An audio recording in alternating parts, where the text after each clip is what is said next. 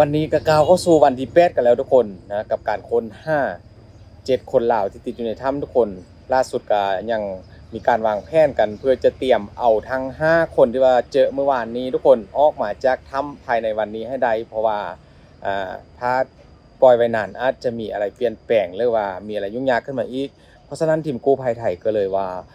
รีบเตรียมวางแผนเอาทั้ง5คนออกมาแล้วก็จะวางแผนตาม5คนที่เหลือที่ยังค้นบ่เจอทุกคนและก็คลิปนี้ทุกคนเดียวว่าพิมพ์จะพาทุกคนไปย้อนดูคลิปวินาทีสุดบีบหัวใจ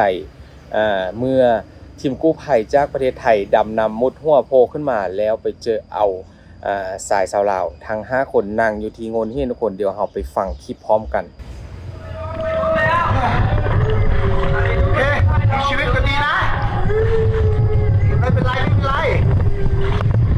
เก่งมากไม่ต้องร้องไห้นี่คือวินาทีที่นักดำน้ำจากประเทศไทยก็คือคุณเบนแล้วก็จากฟินแลนด์ก็คือคุณมิโกนะทุกคนที่เข้าได้โผล่หัวขึ้นมาเจอแล้วได้ยินเสียงร้องไห้ของคนลาวทั้ง5ที่ว่าเจอกลุ่มแรกทุกคนร้องไห้ด้วยความดีใจนะทุกคนกับน้ำตาที่พวกเขาให้ออกมาบอกเลยโอ้โหฟังแล้วมันสะเทือนใจหลายทุกคนเดี๋ยวเราไปฟังคลิปกันต่อผมชื่อเบนนะเป็นคนไทยมาช่วยทุกคนนะเดี๋ยวเราจะหาวิธีช่วยก็คือ ใจเย็นๆนักเชี่ยวชาญดำน้ำในถ้ำก็คือคุณเบนพี่เบนนะเขาก็ได้บอกตัวเองบอกกับคนลาวทั้ง5ว่าผมนี้ซื้อเบนนะเป็นคนไทยได้เข้ามาช่วยที่แรกว่าพิมพ์ดูแล้วเขาก็อาจจะตกใจยังมาทุกคนตกใจที่ว่าอยู่ดีๆก็มีคนไทยแล้วก็มีฝรั่งเข้ามาช่วยในถ้ำคิดไปคิดมานั้นคนเหมือนกับเขาก็คงจะงงๆเพราะว่าอ้าวอยู่ในถ้ำลาวแต่ทำไมไม่มีคนไทยมาช่วยทีแรกเขาอาจจะคิดว่านั่นแหละทุกคนแต่ตอนนี้ก็คือแบบอาจจะให้ลงใจแล้วนะเพราะว่าทุกอย่างก็ผ่านมา1คืนแล้วหลังจากที่มีการค้นพบกับหลายคนที่ว่าติดในถ้ำนะ5คนนี่แหละเขาก็คงจะรู้แล้วว่าเหตุการณ์มันเป็นยังไงติดกี่วันมีการช่วยเหลือมาแล้วกี่วันข้างนอกมีคนมารอเยอะขนาดไหนกำลังใจเยอะขนาดไหนทุกคนก็คือแบบนี้เลยแหละคือสิ่งที่ทุกคนได้เห็นในวันนี้นี่ทุกคนก็คือต้องได้ข้อกราบขอบคุณนะกับสายชาวลาวทั้ง5คนที่ว่าค้นพบเป็นกลุ่มแรกทุกคนมาย้อนดูคลิปในภารกิจครั้งนี้ทุกคนหลายคนอาจจะบ่เคยเห็นว่าถ้ำหรือว่าหลู่ถ้ำที่ทีมกู้ภัยได้เสี่ยงชีวิตของตัวเองเข้าไปช่วยเหลือในครั้งนี้ทุกคนว่ามันจะยุ่งยากขนาดไหนก็คือนี่แหละทุกคนมันเป็นซ่องรูเล็กๆตรงนี้ทุกคนก็ต้องได้มอบได้ขานนะต่อกลกันไปแบบนี้เลยนี่คือการฝึกมากับความเก่งของทีมกู้ภัยจากประเทศไทยทุกคนพวกเขาก็ได้ทำการฝึกซ้อมแบบนี้มาแล้วก็ได้มาใช้งานได้จริงนะกับการช่วยเหลือชีวิตคนนะทุกคนครั้งนี้ก็เป็นประวัติศาสตร์ของเมืองลาวเลยก็ว่าได้ทุกคนกับภารกิจการช่วย7ชีวิตติดในถ้ำนะทุกคนอยู่ที่เมืองลองแจงแขวงไสสมบูรณ์ทุกคนสภาพอากาศก็ถือว่าเป็นไปได้ดีนะทุกคนในวันนี้ก็บ่ค่อยมีฝนบ่ค่อยมีฝนซึ่งว่าเขาก็จะเริ่มทำภารกิจกันต่อเพราะว่าช่วงเช้านี้บ่พิมพ์ไปดูมาแล้วว่าเริ่มมีการวางแผนกันนะวางแผนกันตั้งแต่ตอนเกือบเที่ยงคืนของเมื่อคืนนี้แล้วว่าจะเอาทั้ง5ออกมายังไงจะช่วยชีวิตกันมายังไงแล้วก็คน5ที่อย่าง2คนนั้นต่อทุกคนในภารกิจมื้อนี้ก็ถือว่าสำคัญสุดๆแล้วก็ถามว่ามีความเสี่ยงบ่ก็ยังมีเยอะนะทุกคนกับความเสี่ยงที่จะนำทั้ง5คนนี้ออกมาเพราะว่าสภาพร่างกายของเขาบวกกับรูถ้ำมันเล็กนะทุกคน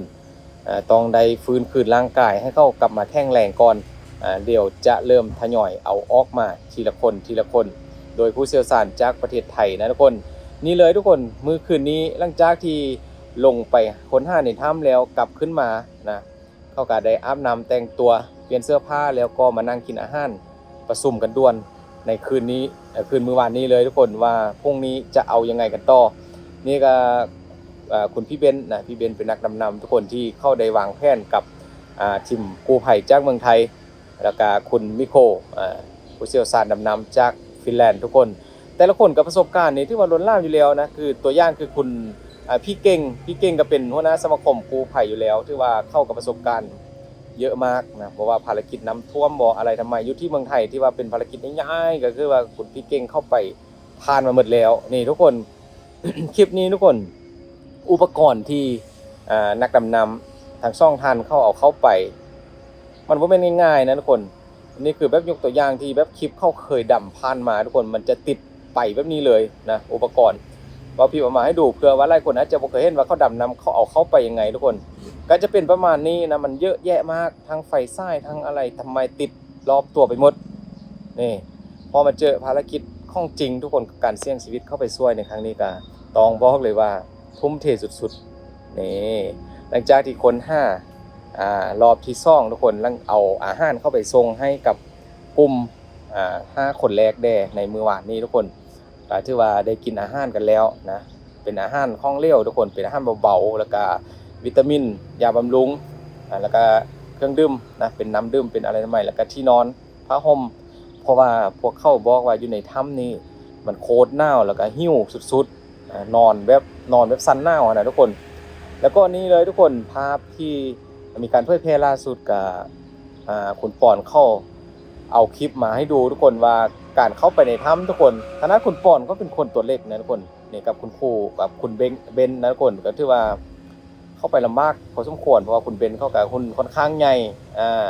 แต่การสุดท้ายก็บ่เหนือความพยายามนะไปจนใดลุยเข้าไปช่วยจนใดทุกคนภารกิจที่มีความเสี่ยงครั้งนี้ก็ถือว่าผ่านไปแล้ว 70-80% นะเหลือเพียงแค่นำตัวทั้ง5คนออกมาก่อนแล้วก็คน2คนที่เหลือตอนนี้ก็ได้ข้อมูลแล้วตามที่รู้มาเพราะว่าเพื่อนๆที่ว่าติดอยู่ภายในถ้ำ5คนนั้นเขาบอกว่าอีกถึง2คนนั้นเข้าไปลึกอีกเข้าอยู่ด้านไหนประมาณนี้เลยทุกคนแล้วก็มีการวางแผนกันเตรียมที่จะเข้าไปช่วยนี่ทุกคนสภาพมื้อวานนี้ที่ว่ามีการดำน้ำเข้าไปช่วยทุกคนจะเป็นประมาณนี้เลยมันหายใจอึดอัดนะทุกคนขนาดเราเป็นคนดูนั่งดูอยู่ที่บ้านก็ยังรู้สึกว่าถ้ำแห่งนี้มันอึดอัดจริงๆนะมันแคบนี่แล้วก็มีน้ำอีกคนที่แบบกลัวโลกแคบนี่ที่แคบนี่คงจะแบบดูบ่ได้จริงๆนะทุกคนขนาดบ่พิมพ์เห็นก็ยังแบบหายใจบ่ทั่วท้องเลยทุกคนสภาพด้านในจะเป็นตรงนี้ทั้งออกซิเจนกับเวลาเคลื่อนย้ายกับบ่ได้เอาติดใส่ตัวนะทุกคนก็จะลากไปกับน้ำมาดูอีกมุมนึงทุกคนมุมนี้ก็เป็นมุมที่หลังจากที่ตอนเที่ยงคืนเกือบเที่ยงคืนเข้าได้นำเอาอาหารไปส่งให้ทุกคนให้กับทั้ง5คนได้ดื่มนะได้กินกันเพื่อจะช่วยบำรุงร่างกายให้ฟื้นคืนโดยเร็วในการหลังจากส่งอาหารเสร็จแล้วก็ออกมาเลยนะเกือบเที่ยงคืนกันเลยทุกคนนี่ทั้งคุณมิโคแล้วก็คุณเบนแล้วก็คุณปอนทีมกู้ภัยอีกเต็มหลายคนที่ว่าช่วยกันในครั้งนี้ทุกคนออกมาแล้วก็มาอาบน้ำที่สระลอยน้ำ ส่วนตัวล้างสำระสิ่งสกปรกออกไปทุกคนนี่คือการอัปเดตล่าสุดกับคลิปวินาทีของภาพที่ทุกคนได้เห็นแล้วมันบีบหัวใจแหงกับเสียงร้องไห้ลำไห้โดยความดีใจของคนลาวทั้ง5คนที่ว่าทีมกู้ภัยจากเมืองไทยได้มุดหัวดำน้ำโผล่ขึ้นมาเจอแล้วก็ได้ยินเสียงดังกล่าวเลยทุกคนกับการดีใจนะร้องไห้ด้วยความดีใจของคนลาวทุกคนยังได้กันแล้วแต่มื้อนี้วันนี้ทุกคนเอาใจช่วยกันว่าทั้ง5คนจะได้ออกมายากขนาดไหนลำบากขนาดไหนหรือว่าจะสะดวกสบายขนาดไหนก็รอท่าติดตามทุกคนบ่พิมพ์พยายามจะอัปเดตให้ไวที่สุดอย่าลืมช่วยกดติดตามรอไว้เลยทุกคนขอบคุณหลายๆคนเอาใจช่วยกันมื้อนี้กำลังใจล้นหลามแน่นอนเพราะว่าคนลาวหมดประเทศก็ทุ่มเทแห่งกายแห่งใจช่วยทีมกู้ภัยจากเมืองไทยแล้วก็คุณมิโคจากฟินแลนด์พร้อมกับทีมกู้ภัยและก็หลายๆหน่วยงานจากฝั่งลาวทุกคนเอาใจช่วยกันมื้อนี้ต้องผ่านและก็ต้องมีข่าวดีขอบคุณหลายๆเด้อ